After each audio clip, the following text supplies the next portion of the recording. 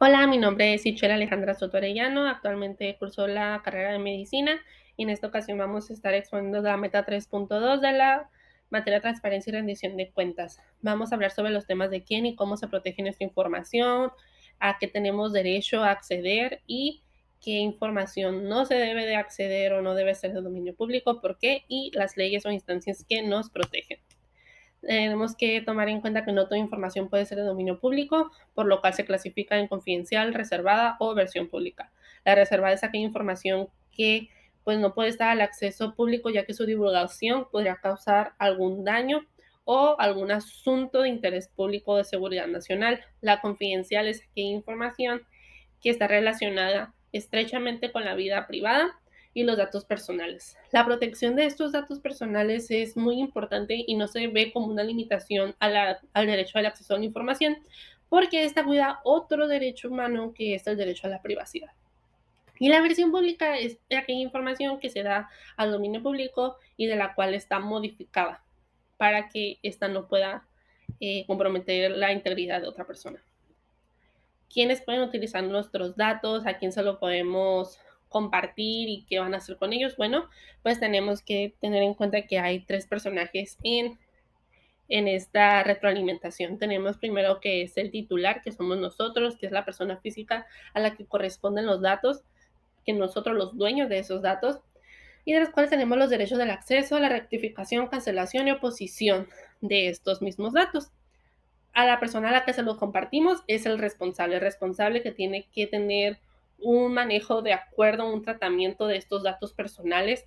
Pueden involucrar a terceros siempre y cuando nosotros, que somos los titulares, tengamos, demos ese consentimiento, y estos tienen que pues manejarse en tres pilares, que es la confidencialidad, la integridad y la disponibilidad. Estos, estos también tienen como obligación, como deber, tener la confidencialidad, que es que no van a divulgar nuestros datos al menos que nosotros la autoricemos, y la seguridad, cómo van a mantener esta seguridad con medidas especiales. Podemos tener medidas técnicas, físicas o administrativas, y estas técnicas o medidas pues tienen que salvaguardar nuestros datos y poder prever ciertas situaciones como lo son el riesgo de que se fuguen ciertos datos, proteger la accesibilidad de estos datos, el número de titulares, si hay más de uno, el riesgo potencial de que estos datos salgan de su red, por los cuales tienen que tener ciertas medidas como políticas internas para la gestión y tratamiento de estos datos, definir funciones y obligaciones de sus personales, tener un análisis de riesgo de datos personales, al igual que un inventario, por lo cual se pueden apoyar en estas medidas técnicas como un software o un algoritmo, y estar periódicamente monitorizando estos datos y revisando la seguridad, que todo esté de acuerdo como debe de estar. En caso de que estos responsables o terceros no cumplan con esas medidas de seguridad o no cumplan con los términos de la ley, podemos basarnos o protegernos con la Ley Federal de Protección de Datos Personales en posesión de los particulares, que esta es básicamente la guía de cómo estos responsables y terceros tienen que actuar, tienen que manejar y cómo nosotros los derechos que tenemos.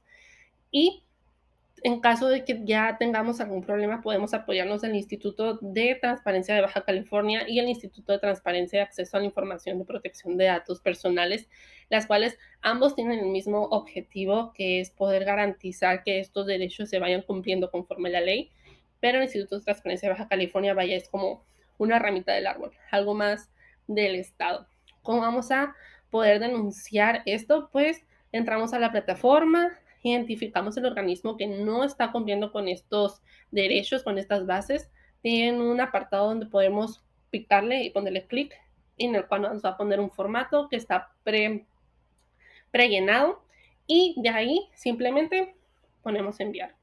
Estos incumplimientos pueden tener ciertas sanciones, el incumplimiento que ellos no nos dejen generar nuestros derechos de rectificación, acceso, cancelación o oposición, que ellos den nuestra información cuando nosotros no nos hemos dado autorización, pues puede generar una multa desde 100 hasta 320,000 días de salario mínimo, y si esto persiste, les duplican. Si es material, si es información sensible, incluso es el doble.